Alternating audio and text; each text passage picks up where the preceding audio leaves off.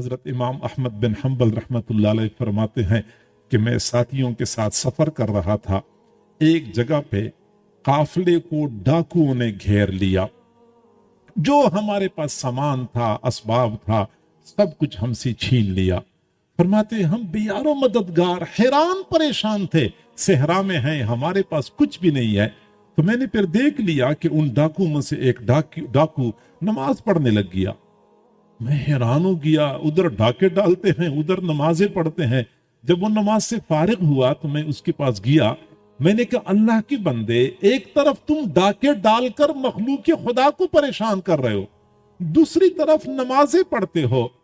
تو ڈاکو نے میری طرف دیکھا اور کہنے لگا کہ ڈاکہ ڈالنا میری مجبوری ہے، یہ میرا خاندانی پیشہ ہے، نہیں چھوڑ سکتا، لیکن نماز اس لیے پڑھتا ہوں کہ اللہ کی طرف جانے والے سارے راستے اپنے لیے بند نہیں کرتا، یہ ایک راستہ کھلا رکھتا ہوں، ایک رابطہ، ایک دروازہ کھلا رکھتا ہوں، کسی وقت اللہ کی رحمت متوجہ ہو جائے گی تو اس نماز کے ذریعے اللہ تک پہنچنا میرے لیے آسان ہو جائے گا، یہ ایک دروازہ کھلا رکھتا ہوں۔ پھر فرماتے ہیں کہ 6 مہینے بعد میں حرم شریف گیا حج کرنے کے لیے، میں نے دیکھا ایک بندہ تھا جس نے بیت اللہ کا غلاف پکڑا ہوا تھا، بچوں کی طرح بلک بلک کے رو رہا تھا۔ مجھے رشک آیا، یہ کون اللہ کا ولی ہے، اس قدر زارو قطار رو رہا ہے۔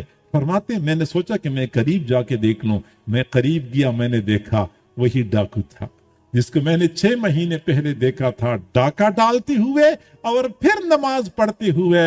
تو مجھے یاد آیا کہ ہاں، اس نے تو کہا تھا کہ میں اللہ کی طرف جانے والے سارے دروازے اپنے اوپر بند نہیں کرتا، ایک دروازہ کھلا رکھتا ہوں، شاید کسی وقت اللہ کی رحمت متوجہ ہو جائے اور میرا کام بن جائے تو شاید اسی دروازے سے اللہ نے اس کو اپنا قرب عطا کر دیا۔ تو کم از کم یہ ایک دروازہ تو ہم اپنے اوپر کھلا رکھیں۔ گناہ نہیں چھوڑ سکتے، نگاہوں کی حفاظت نہیں ہے، زبان پہ کنٹرول نہیں ہے، کانوں کا سننا شریعت کے مطابق نہیں ہے، کھانے پینے میں حلال حرام کا کوئی فرق نہیں ہے، مخلوق خدا کو پریشان کرنا ہمارا وتیرہ بن چکا ہے۔